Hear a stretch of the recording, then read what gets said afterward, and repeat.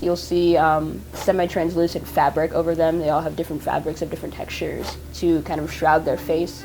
In a sense, I kind of make that the curtain that society pulls over these individuals. Kind of say, oh, well, you're not here. Like, you don't exist. Or, you know, bisexuality is not real. I'm often misunderstood, or I'm often still labeled as confused, or going through a phase, or just a college girl thing, or the lesbian, or doing things for attention. And I also kind of want to make this say, hey, this is me.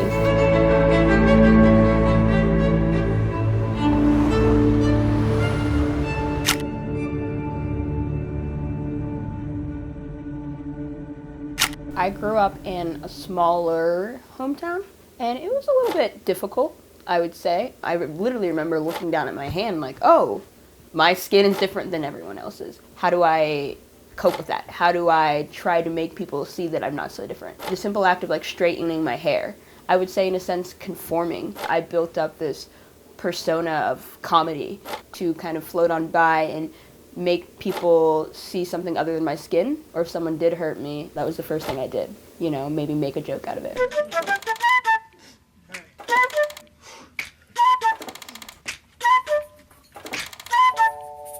My first way of creativity was through writing. I didn't have a lot of friends, and so that was like my friend.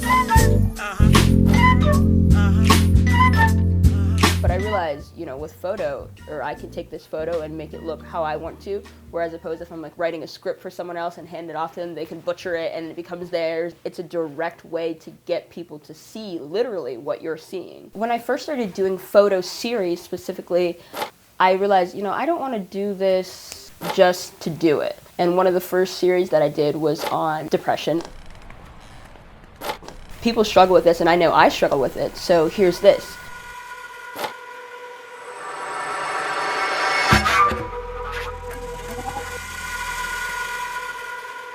I spent so many years not being honest, or so many years caring about what other people thought or what other people would think.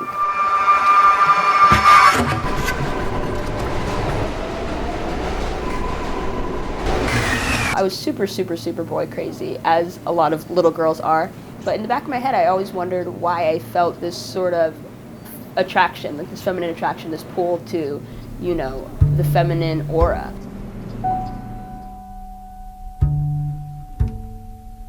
It caused a lot of guilt and shame. I was, you know, the outgoing kid, and I finally, you know, everybody liked me, I thought. So I was like, why do I want to ruin that?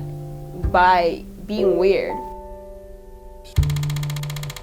We are at the Carnegie Library in Pittsburgh, main branch gallery.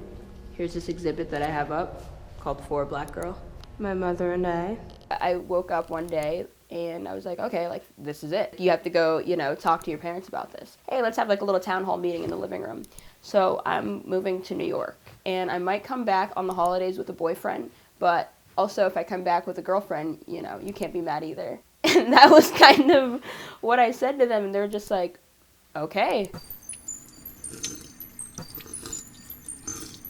I started seeing some girls, and I knew that's definitely, you know, I was attracted to them, and it wasn't just anything I was making up, you know, and then I ended up dating a girl. We developed a relationship that was so, so, so strong that neither one of us could really keep it in.